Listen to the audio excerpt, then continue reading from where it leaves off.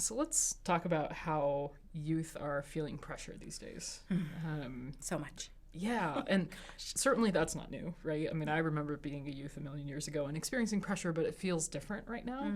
How have you experienced youth dealing with pressure in particular, and how might that be different than the way they might have before?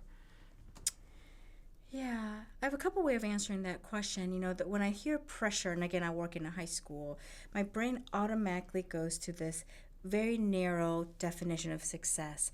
And by that, I mean college application success. And I can't tell you how often young folks are coming into high school already thinking and talking about what do I need to do to get into the college of my choice. And I'm thinking, you're 14, right? Like, let's just find out where your classrooms are. Let's just learn who your advisor is, and let's just get you through the dining hall, because that's going to be challenging, right? But this young person's thinking about, I need to get to my dream college or else. And there's been more of that or else, this pressure of make or break. This pressure of I have to get in order to be happy, in order to be successful. And that concerns me quite a bit with our young folks, because I would hate to think that they have to hold their breath to live life and be happy until they get in. And what if they don't? Right? Yeah. What if they don't get into the colleges of their dreams? Because it's getting more competitive out there, and it is hard. So I think about pressure in that way, that there's this drive for success, and there's a narrowing definition of success. And I'll take this moment to say, I think social media has played a role in that. For this generation of students is very different than when you and I were growing up, perhaps. Yeah. Social media is wonderful. It's wonderful when it's used as a tool, something that we use to do something better, faster, for ourselves, a tool.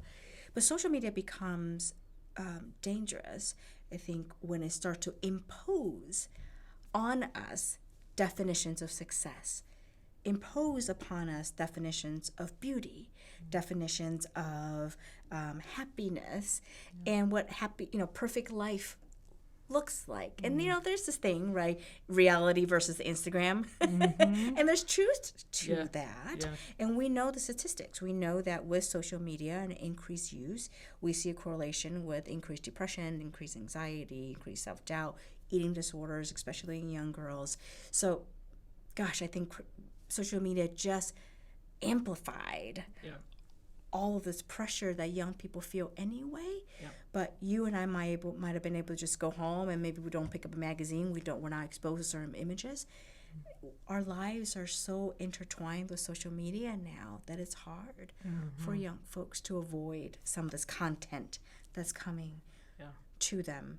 So naturally, parents will ask me, well, should I take away their phone?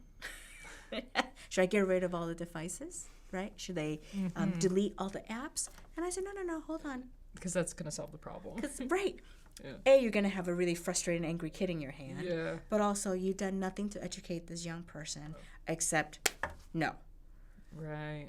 We're not going to be able to do life without technology, I think. And again, technology is a great thing. It's a tool. It's a tool. But how do we teach young folks to keep it a tool? Keep it a tool.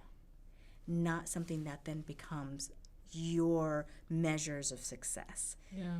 Because that poses this pressure to look that way, to have that thing, to present this way, and it's a unachievable moving target of perfection. Yeah. And each tool, I mean, if we think of basic tools, a hammer has a purpose, right? Yep. A screwdriver has a purpose. That's right. Social media has a purpose. It doesn't need to have all the purposes and fill all the needs for a young person's life and well-being. So, I think that there's a danger there. There's a real danger there. Yeah.